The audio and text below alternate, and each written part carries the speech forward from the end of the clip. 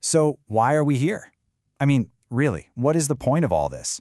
We build lives, we fall in love, we chase our dreams, but all of it, including us, is eventually going to turn to dust.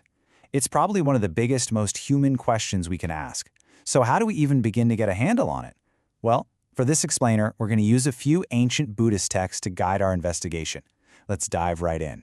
Now, first things first, if you've ever found yourself asking this question, you are definitely not alone. And it's not a sign that something's wrong with you. Actually, from the early Buddhist point of view, it's the total opposite. It's a sign of a deep intelligence waking up. It's the real starting point for a serious look into how reality works, one that doesn't just pat you on the back with easy answers, but instead looks the problem square in the eye. All right, to get started, we really need to grasp the true scale of what we're talking about here. We tend to think about our own suffering, within our own short lifetime. But in a discourse called the Punna Sutta, the Buddha asks us to zoom out, and I mean way, way out, to a cosmic scale that's almost impossible to imagine. I mean, just let that sink in for a second. The sheer power of that image is just wow. And this isn't meant to be just poetry. It's a very direct attempt to get us to feel the sheer volume of grief that's been racked up over countless lifetimes in what's called samsara, this endless, beginningless cycle of birth, death, and rebirth. It's a staggering, almost terrifying idea. And this ocean of tears, it's not filled with some abstract, philosophical sadness. Oh no. It's fed by the most gut-wrenching, concrete pain that we all experience. The text gets really specific. The repeated loss of your mother, your father, your kids, your siblings, the loss of your wealth, your home, the pain of your body being racked by disease. And this has happened to every single one of us, again and again and again, for basically forever. Okay, so that's a pretty bleak picture, right? But the point of showing you this isn't to make you give up. It's actually meant to trigger a very specific feeling called samvega. You can think of it as a kind of spiritual shock or a profound sense of urgency. It's that feeling that rises up and just says, enough. I am done with this. There has to be a better way. It's the ultimate motivation to stop looking for happiness in a broken system and to start searching for a real way out. So if the problem is infinite in scale, where on earth could you possibly find a solution? Well, this is where our investigation takes a huge, radical turn. In another text, the Rohitassa Sutta, the Buddha completely flips the script on where we should be looking. So we hear this story about a man named Rohitassa. In a past life, he was this seer who could move with unbelievable speed, like faster than an arrow. His stride was so big he could cross from the eastern to the western sea in a flash. And he set out on what he thought was a simple quest: travel to the end of the universe, to that place where there's no more birth, no more aging, no more death. He traveled like this for 100 years and died on the way, never even getting close. So when Rohitassa, who's now a deity, tells this story to the Buddha, he gets this incredible paradox in return.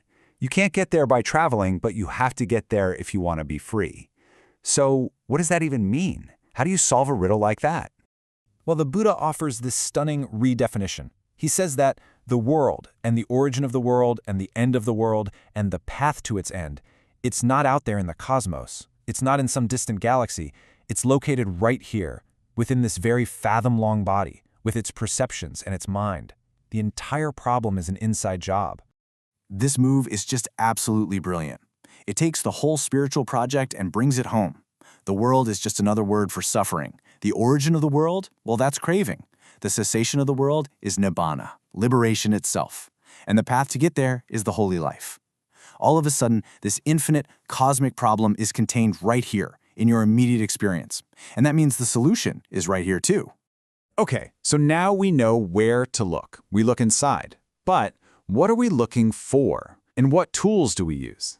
Well, the next phase of our investigation is almost like a forensic analysis of what we call a person. And it's all laid out in the Buddha's second ever sermon, the Anattalakkhaṇa Sutta. The analysis starts by breaking down our entire experience into 5 components, or aggregates. First, you've got form. That's your physical body. Then there are feelings, pleasant, painful, or just neutral sensations. Then comes perception, the part that recognizes and labels stuff. After that, we have mental formations, all our intentions, our habits, our thoughts. And finally, there's consciousness, that basic awareness coming through our senses. And that's it. That's the whole shebang. That is the entirety of what we point to and call me. So the process kicks off with a really sharp, direct question, aimed right at the body. And you can ask this of yourself right now. Think about your own body. Is it permanent or is it impermanent? Does it change, get old, and eventually pass away? The answer, of course, is that it's impermanent. So the next question just builds on that. If something is always changing, if it's unreliable, if it's always slipping through your fingers, is that a source of stable, lasting happiness? Or is it, by its very nature, a source of stress and suffering? Anything that's impermanent is fundamentally unsatisfying. And right here is the final killer question. If something is temporary, stressful, and fundamentally not under your absolute control, does it make any sense at all to build your whole identity on it, to plant your flag on it and say, this is me, this is mine, this is my true self? The answer has to be no. This same razor-sharp logic then gets applied to all 5 of those components: our feelings, our perceptions, our thoughts, even our awareness. And the key that unlocks the whole thing, the unshakable conclusion, is seeing this directly for yourself. This is not mine. I am not this. This is not myself. So what does all this look like in practice? Is this just some dry intellectual exercise? Not at all. The last part of our explainer shows us the real-world results of this kind of insight through the incredible story of a monk named Punna. So Punna wants to go teach in this land known for being super violent, and the Buddha tests him. Punna, what if they insult you? And Punna replies, I'll think they're civilized for not hitting me. Okay, and what if they hit you with their fists? Then they're civilized for not using sticks. And if they use sticks, they're civilized for not using a knife. And what if they kill you? And Punna's answer is just unbelievable. He says, well, some people look for an assassin to end the suffering of the body. I will have found one without even looking. Now that is the mind of someone who knows deep in their bones that this body is not them. So, let's bring it all back home to our original question. What is the purpose of being born if everything is just going to perish? The answer this whole investigation points to is a radical reframing of the problem itself. The purpose is not to find some lasting meaning for a temporary, perishing self. That's a game you can't win. Instead, the purpose is to understand this process of perishing so deeply, so completely, that the very sense of a solid, separate self that we're so worried about just dissolves. Liberation isn't about finding an answer for the self. It's about seeing the truth and gaining freedom from the self. There's a great line from a modern analysis of these ideas that just sums it up perfectly. We think we're born to possess the world, to accumulate things, experiences, and identity. But this perspective says no.